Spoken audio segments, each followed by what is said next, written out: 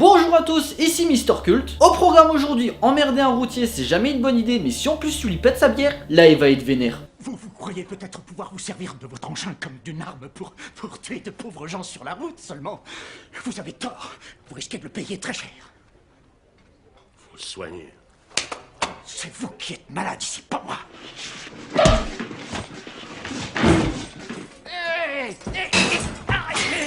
Vous êtes prêts? C'est parti pour Duel.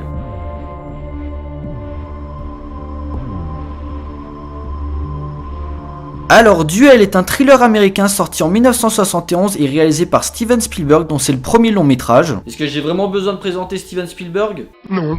Ouais, je me disais aussi. Tourné à la base pour la télévision d'après une nouvelle de Richard Matheson à qui l'on doit les romans Je suis une légende et L'homme qui rétrécit, le succès a été si important que Spielberg tourna des scènes supplémentaires pour pouvoir le diffuser en salle à l'étranger, notamment dans des festivals où il gagna le grand prix au festival du film fantastique d'Avoriaz en 1973. Le festival d'Avoriaz étant un ancien festival de cinéma de genre jusqu'en 1993 où il fut remplacé par celui de Gérard May. L'histoire est toute simple. David Mann, un représentant en informatique, doit traverser la moitié de la Californie pour un rendez-vous d'affaires, mais sur la route il est gêné par un semi-remorque qui va entamer une sorte de jeu mortel à base de course-poursuite où David va devoir trouver les ressources nécessaires pour gagner ce duel à mort. Ce qui frappe dès le départ, c'est de voir comment Spielberg a montré en un seul film une certaine maturité dans le montage pour captiver le spectateur durant 1h30 à partir d'un scénario minimaliste. Il s'impose d'entrer comme un virtuose de la caméra à travers un découpage maîtrisé et millimétré permettant de développer ses grandes obsessions qui seront mieux mises en place dans ses films suivants. Spielberg propose avec Duel un road movie qui monte crescendo vers un suspense aux allures de western crépusculaire. Comme pour Les Dents de la Mer qu'il réalisera 4 ans plus tard, le réalisateur nous présente un homme s'aventurant dans un environnement qui n'est pas le sien en affrontant un camion comme messager de la mort, une métaphore mystique agrémentée par le fait qu'on ne voit jamais son visage.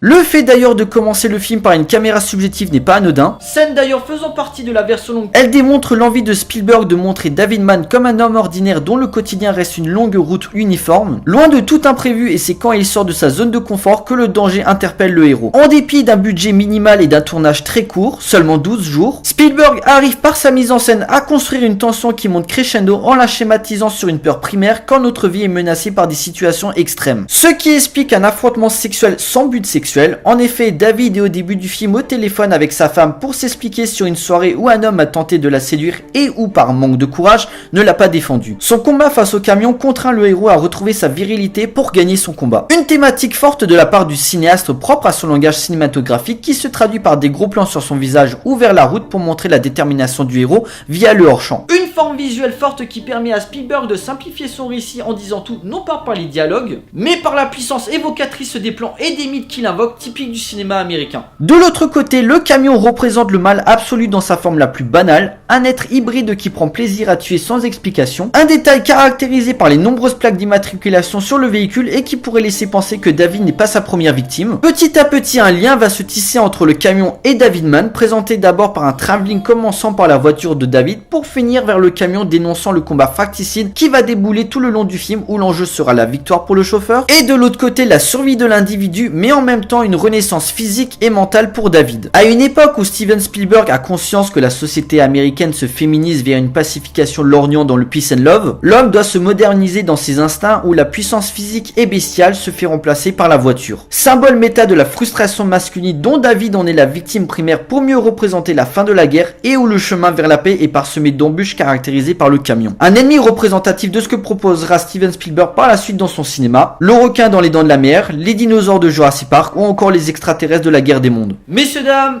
il est l'heure de conclure. Duel est une course-poursuite sans temps mort où Spielberg fait preuve d'une noirceur totale. Là où aujourd'hui tout est gangréné par des super méchants au pouvoir surhumain, des envahisseurs extraterrestres ou encore des créatures venues d'autres mondes, Spielberg arrivait à nous mettre en tension avec le couple le plus commun qui soit, l'homme et sa voiture. Un western moderne où le cheval est remplacé par un véhicule à 4 roues et où la route est le prolongement des grands espaces des déserts arides. D'une sauvagerie folle, le réalisateur nous dévoile la vraie peur de l'Amérique profonde en questionnant sans cesse notre humanité dans une thématique de l'homme contre la nature. À seulement 26 ans, Steven Spielberg confirmait le talent exceptionnel de conteur qu'il était, un chef-d'œuvre qui contribua à la notoriété du réalisateur par la suite avec la carrière que l'on connaît, proposant un cinéma de divertissement tout en amenant une réflexion sur l'être humain. Duel est un film culte réalisé par un homme qui a tout compris sur ce que représente la puissance évocatrice du cinéma et rien que pour ça, Spielberg a sa place dans le panthéon des grands du 7e art.